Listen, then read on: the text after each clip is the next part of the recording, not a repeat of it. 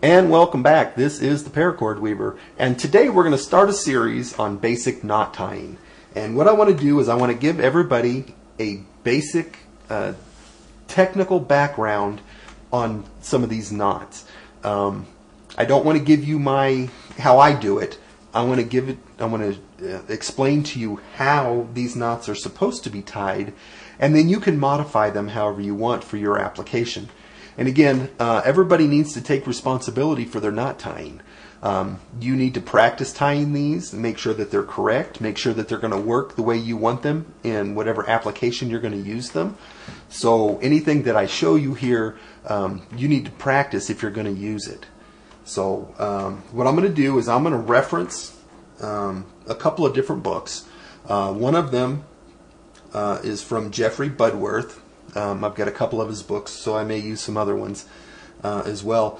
He's very well respected in the knotting community.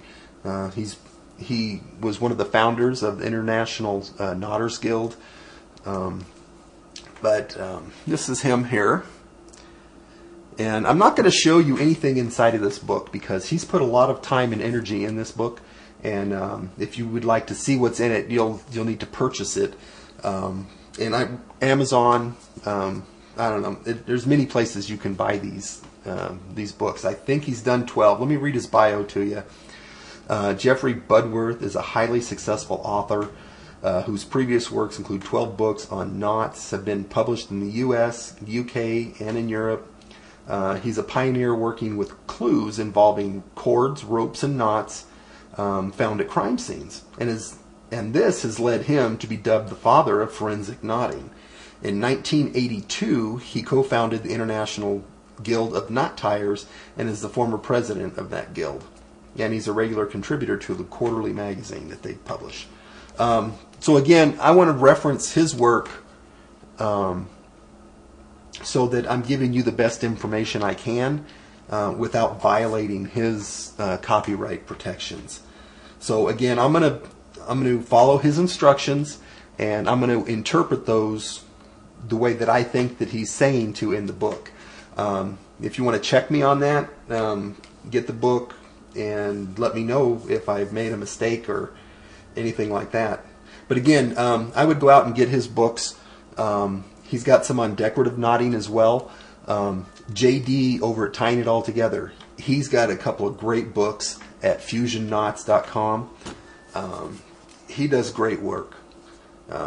So again, this is just going to be basic knots. We may do some decorative knotting things down the road, but I just wanted to give everybody a good foundation, and I wanted to reference somebody who really knows what they're talking about, not somebody's idea of what it should be. So let's go ahead and get started. And the first one I think is very popular. Everybody should know this. If they don't, that's why we're doing the video, so that everybody can learn and they can learn the correct way. So what we're going to do is we're going to tie a bowline knot, and that's spelled B-O-W-L-I-N-E. And give you a little history background, not too much though, because I don't want the video to go too long. The basic background behind this knot is it was used primarily for sailors. They used it to tie up their square sails, and they also were taught to tie this as a life-saving device. They were taught to tie it blindfolded in the dark so that they could wrap it around them, tie this knot, because it's very quick, it's very secure, and it's just an awesome knot. Again, if you're going to use this to save someone's life, you had better practice how to do this so that you've tied it correctly. There are better knots for saving somebody than the bowline knot.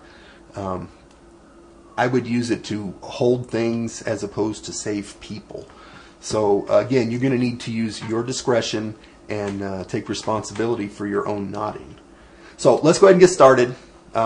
Basically, we have our lead that we're coming from, and we just roll it over just like that.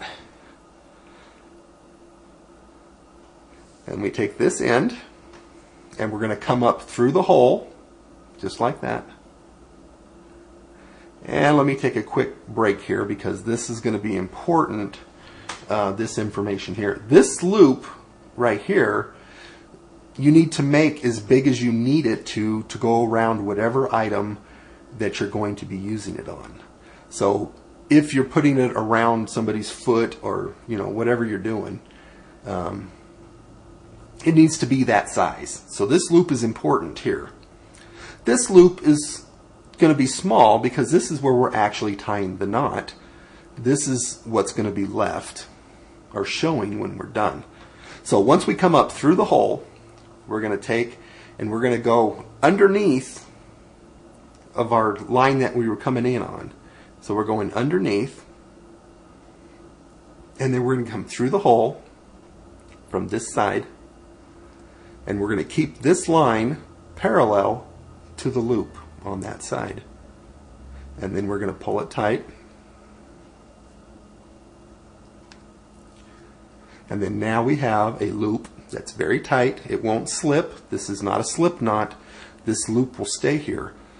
Let me show it to you up front here so you can see it, how it should look. You see how these two cords should be next to each other there.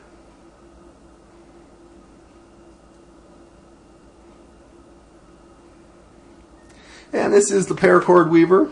We hope you enjoyed it. Please leave your comments and questions below, and remember to subscribe to the Paracord Weaver. We'll see you next time.